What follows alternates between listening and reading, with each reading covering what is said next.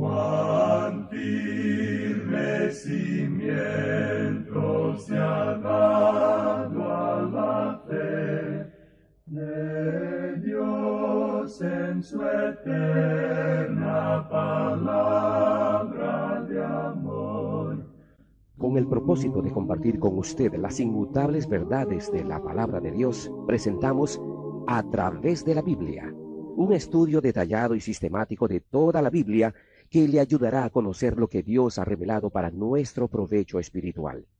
Estos estudios bíblicos fueron diseñados y elaborados por el Dr. J. Vernon McGee, versado maestro de la Biblia, quien dedicó la mayor parte de su vida a la enseñanza clara y sencilla de la palabra de Dios. Acompáñenos, pues, mientras avanzamos en nuestro recorrido a través de la Biblia. Cuán firme cimiento la palabra de Dios. Es un gozo estar nuevamente con usted, amigo oyente, para traerle otro estudio de la serie A través de la Biblia. Continuamos hoy, amigo oyente, la introducción que estamos haciendo a este libro de Oseas y que no logramos concluir en nuestro programa anterior. Quisiéramos continuar hoy hablando sobre este profeta Oseas, pero deseamos pensar de él en relación con el profeta Jeremías.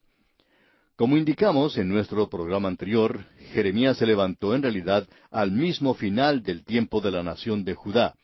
Él predijo su cautividad y ellos fueron a la cautividad. Oseas es el profeta del reino del norte. Él profetizó mucho antes que Jeremías y dijo prácticamente lo mismo. Vamos a notar que la experiencia de estos hombres es muy similar en muchas maneras. Ambos hablaron con un corazón quebrantado. A Jeremías se le dijo que nunca se casara, se le mandó que no se casara. Él amaba a su nación y amaba a su pueblo, y él habló con un corazón quebrantado. El mensaje que dio rompió su corazón. Dios quería esa clase de hombre porque revelaba así cómo Dios se sentía hacia él. Ahora, Oseas aparentemente fue un tipo diferente de hombre, y su experiencia no fue pública. Su experiencia fue una experiencia muy personal y muy privada. Él sale de un hogar roto, dividido, como veremos hoy. Con lágrimas en sus ojos, fue ante la nación para contarles lo que le había ocurrido en su hogar. Y eso era exactamente lo que estaba ocurriendo allá en la nación. Él tenía el corazón quebrantado y sabía exactamente cómo se sentía Dios hacia esta gente. Usted va a descubrir aquí en esta profecía que el gran tema que él usa es el retorno hacia el Señor. Usted encuentra esto, por ejemplo, en el capítulo 6 de Oseas, versículo 1, donde dice, «Venid y volvamos a Jehová, porque Él arrebató y nos curará, hirió y nos vendará». La palabra volver ocurre 15 veces en esta profecía. La palabra Efraín ocurre 36 veces, y ese es el nombre, digamos, personal y tierno que Dios tenía para el reino del norte, aunque ellos se habían apartado a la idolatría. Ahora él menciona la apostasía. Ocurre 3 veces en su profecía, y vamos a ver lo que la apostasía es en realidad. Esta es otra palabra que es muy mal entendida en la iglesia hoy. Y como vimos anteriormente, Jeremías también la mencionó. Oseas y Jeremías son los dos profetas que hablan en cuanto a la apostasía y una cura o un remedio para ella. Por tanto, lo que Jeremías fue para Judá en el tiempo de la cautividad del reino del sur, Oseas fue para Israel más de un siglo antes del tiempo de la cautividad del reino del norte. Ambos hablaron de una experiencia personal dolorosa. Hasta aquí, pues, la comparación que deseábamos hacer entre Oseas y Jeremías. Continuando ahora con nuestra introducción a esta profecía de Oseas, diremos que en el país de Efraín, en uno de los tantos pueblitos allí, un pueblito que no está en el mapa de este mundo, vivían 2 jóvenes. Uno era un muchacho de nombre Oseas. La otra era una niña de nombre Gomer. Ellos se enamoraron, como ocurre siempre, cosa que se repite miles y miles y hasta millones de veces. No creemos que se esté forzando la imaginación al decir que se enamoraron locamente el uno del otro. Y luego, por alguna razón que no se registra, Gomer se volvió mala. Ella recurrió aún a la profesión más antigua que la humanidad conoce. Gomer había hecho las cosas que no debió haber hecho, y Oseas quedó con el corazón destrozado. La vergüenza inundó su alma, y aunque tenía el recuerdo de la ley mosaica de llevarla ante los ancianos de la ciudad y hacerla apedrear, prefirió no hacerlo. Esto nos recuerda de otra historia que sucedió 700 años más tarde en ese mismo país, cuando un hombre llamado José estaba comprometido con una señorita de nombre María. La única diferencia es que José estaba equivocado. El ángel tuvo que aparecerle para aclararle la situación. Pero este hombre Oseas estaba en lo correcto, ya que Gomer era culpable. Y es en este punto en particular donde se abre el libro de Oseas. Escuche ahora usted lo que dice el versículo 2 del capítulo 1 de esta profecía. El principio de la palabra de Jehová por medio de Oseas. Dijo Jehová a Oseas, Ve, tómate una mujer fornicaria e hijos de fornicación, porque la tierra fornica apartándose de Jehová. Ahora ha habido aquellos que han hecho esta declaración, que lo que tenemos aquí no es nada más que una alegoría, que esto en realidad nunca sucedió. Pero tenemos que decir que tal juego con la palabra de Dios la disuelve de modo que se hace algo inofensivo, sin importancia y hasta enfermizo. Permítanos decirle, amigo oyente, que esto es algo que realmente sucedió. Encarémoslo. Dios le ordenó a este hombre Oseas que quebrantara la ley de Moisés y que se casara con esta mujer. Él le dijo, Ve, tómala y cásate con ella. La ley decía, apedréala. Pero él dijo, cásate con ella. Lo que Dios le ordenó a este hombre Oseas que hiciera, debió haberle causado que se rebelara en cada fibra de su cuerpo. Pero este hombre Oseas no objetó. Él obedeció a Dios entera, completa e implícitamente, y fue y tomó a Gomer en santo matrimonio. Él le dio su nombre, y ella entró en su hogar. Escuche usted lo que el apóstol Pablo dice al hablar de esto en su primera carta a los Corintios, capítulo 6, versículo 16. ¿O no sabéis que el que se une con una ramera es un cuerpo con ella? Porque dice, los dos serán una sola carne. Amigo oyente, en ese pueblito el ritmo del chisme verdaderamente se aceleró. Esa casa de Oseas se convirtió en una isla desierta en medio de un mar de criticismo. Era una sala de aislamiento de la sociedad local. Un caso de lepra en un hogar no habría roto el contacto más efectivamente que esto que había ocurrido. Imagínese, este hombre casándose con esta mujer. Luego vinieron los hijos. Les nacieron 3. Permítanos darle este significado aquí. Jezreel fue el primero. Su nombre significa Dios esparcirá y Dios vengará. Dios le dijo a Oseas que la referencia era directamente a la casa de Jehú, quien había llevado a cabo las instrucciones de Dios y había destruido la casa de Acab, pero lo había hecho en odio y con gran venganza personal. Y Dios dice, yo juzgaré. Pero luego dijo, esparciré a Israel, pero habrá misericordia en mi juicio. Luego nació una niña, a quien Dios dijo que se le diera el nombre de Loruama, y que significa, ella nunca conoció la compasión de su padre. Ahora eso no quiere decir que ella fuera huérfana, significa que ella no conoció quién era su padre. Esta mujer había comenzado a volverse mala otra vez. Dios está diciéndole a esta gente del reino del norte, en el día de Oseas, que ahora se ha apartado a la idolatría. Ustedes no conocerán mi compasión porque yo no soy su padre. Y eso nos trae al último hijo.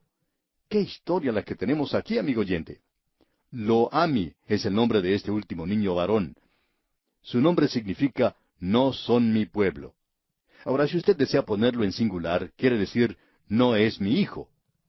Oseas dice, yo no sabía en cuanto al segundo, pero yo sé en cuanto al tercero, porque yo no soy el padre y él no es mi hijo. ¡Qué mensaje, amigo oyente! ¡Qué mensaje para ese día y qué mensaje para este día!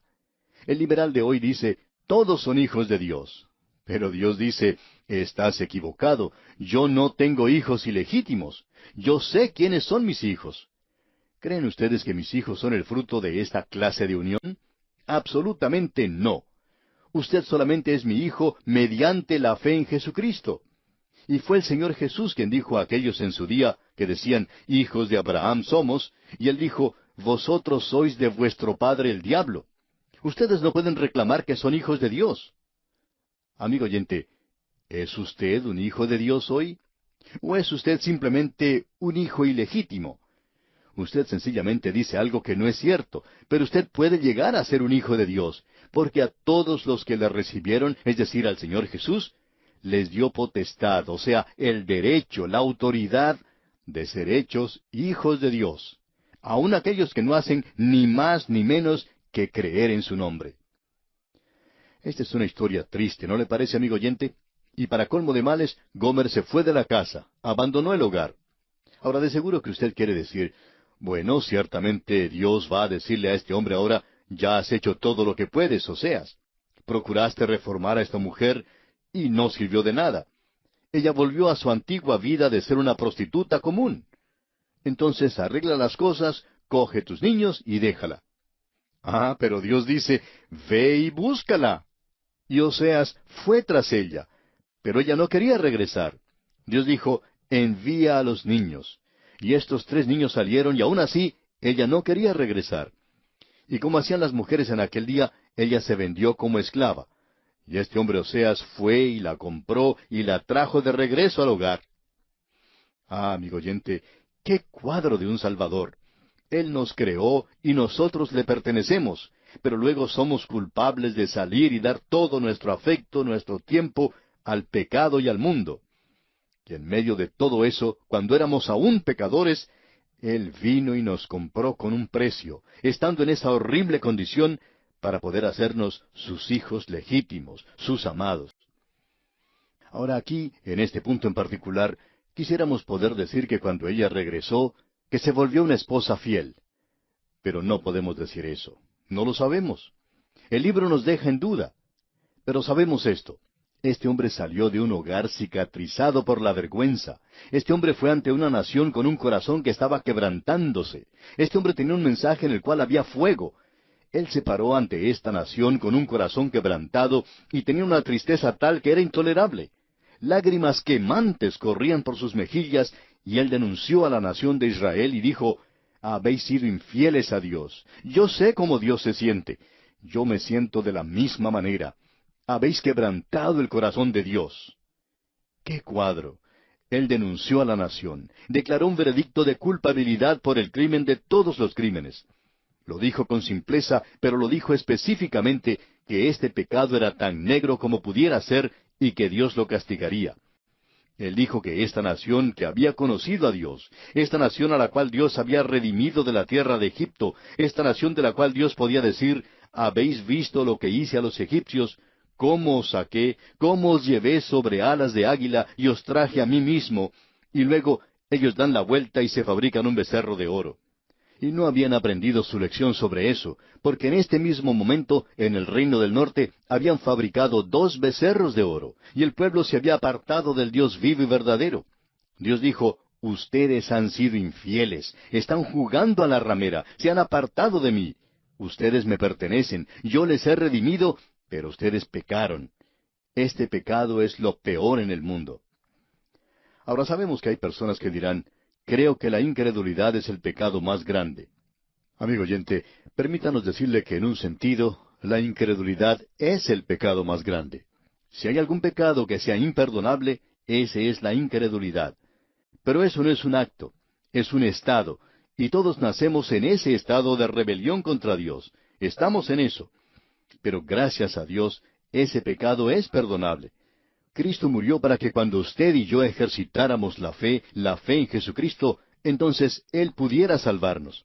Y este pecado es perdonable. Pero la incredulidad es algo terrible, y no hay remedio para el que continúe en incredulidad. Porque el remedio es confiar en Cristo, y cuando continuamos en incredulidad, rechazamos el remedio. Luego, hay quienes le dicen a uno hoy que el mayor pecado es el pecado contra la luz. Bueno, eso se acerca un poco más. Para ser perfectamente francos con usted, amigo oyente, no creemos que haya hoy algo que sea tan malo como el pecar contra la luz. Permítame hacer esta declaración. Yo preferiría 10,000 veces más ser un hotentote en la parte más oscura de África que el estar sentado en una iglesia y volver la espalda al Señor Jesucristo. Hay gente que arguye y discute con uno en cuanto a lo que va a suceder al hotentote, pero nadie puede arguir, basándose en la palabra de Dios, en cuanto a lo que sucederá al hombre que peca contra la luz. Ese es un gran pecado, el haber oído el Evangelio y continuar indiferente o rechazarlo completamente. Y usted, amigo oyente, no puede ir a la presencia de Jesucristo y decir que nunca escuchó que Él murió por usted y que usted debe confiar en Él para ser salvo. Hay gente que entrará en su presencia y dirá eso. Pero ese, amigo oyente, no es el pecado más grande. ¿Cuál es entonces el pecado más grande de todos? El pecado más grande de todo el mundo es el pecado contra el amor. Es el peor pecado. No puede haber otro peor. Este es el mayor de todos, y ese es el mensaje de Oseas. Gomer no era solamente culpable de romper el voto matrimonial, lo cual es ya suficientemente malo, sino que ella pecó contra aquel que la amaba. El pecado en su peor expresión. Amigo oyente, el pecado contra el Dios y el Salvador que le ama a usted es peor que el animismo y el animalismo del mundo pagano. El pecado de hoy es nada comparado con el pecado de aquellos que pecan contra el amor de Dios. Es más profundo y más oscuro que la inmoralidad del bajo mundo y que el demonismo del mundo de los espíritus. Oseas sabía lo que era el pecado y sabía lo que era el amor.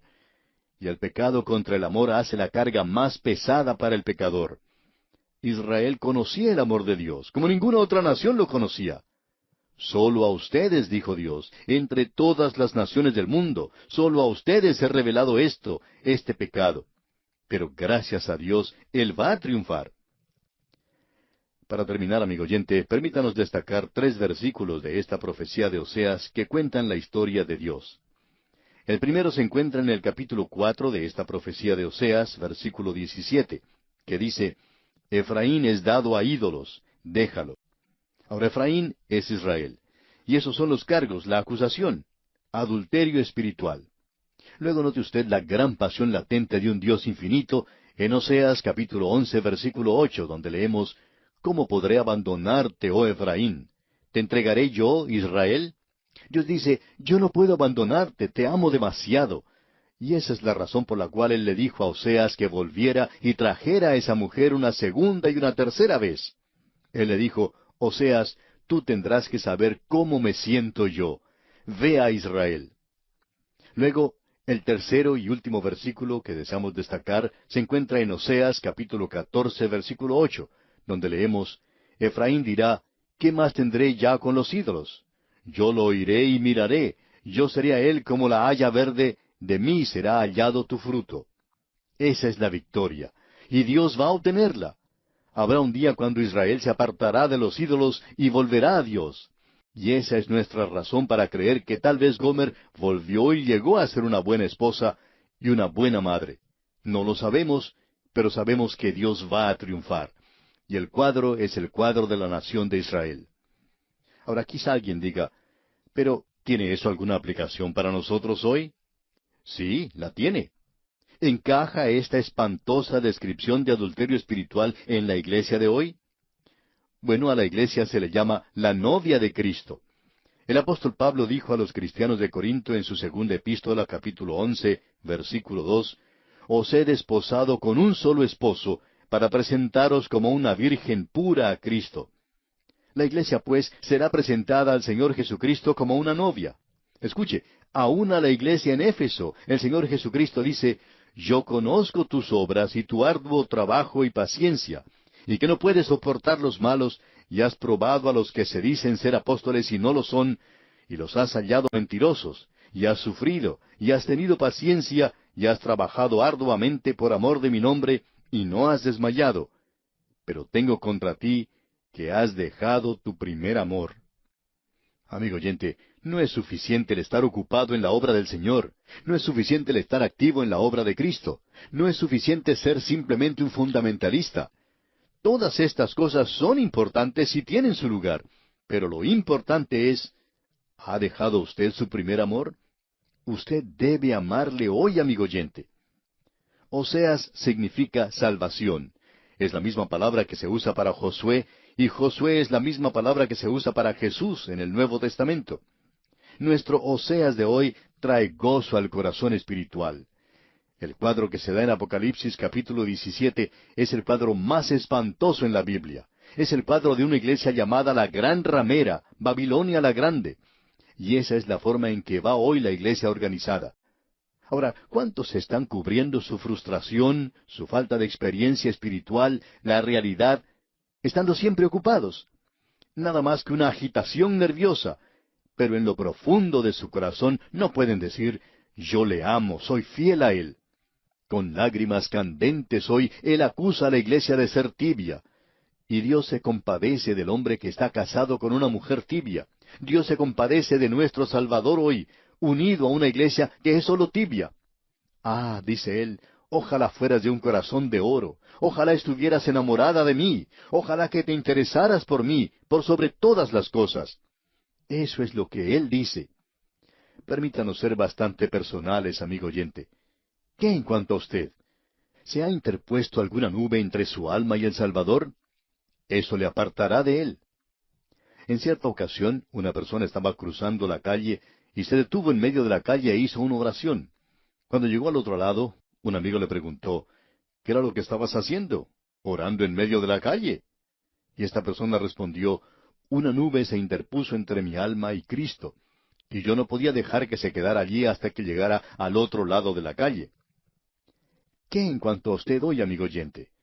Él dijo, como lo hizo cuando estaba allá en el mar de Galilea, ¿me amas? Eso es lo importante. Es tan importante hoy oírlo decir, en esto consiste el amor, no en que nosotros hayamos amado a Dios, sino que Él nos amó a nosotros y envió a su Hijo en propiciación por nuestros pecados. Si usted, amigo oyente, se encuentra sin Cristo, no se sienta consolado con este mensaje, porque usted puede apagar su receptor ahora mismo o después de terminar el programa y luego volver la espalda al Salvador que simplemente dijo, porque de tal manera amó Dios al mundo, que ha dado a su Hijo unigénito, para que todo aquel que en Él cree no se pierda, mas tenga vida eterna. Cuando usted rechaza a Cristo Jesús hoy, amigo oyente, usted no solamente está haciendo algo que es malo, no solamente se está apartando en incredulidad. Amigo oyente, usted está cometiendo el pecado más grande de todos. Usted está apartándose de nuestro Dios que le ama. Usted está alejándose del Dios quien murió por usted. No hay otro pecado como ese. Y aquí nos detenemos por hoy, no sin antes sugerirle que lea todo el primer capítulo de este interesante libro del profeta Oseas.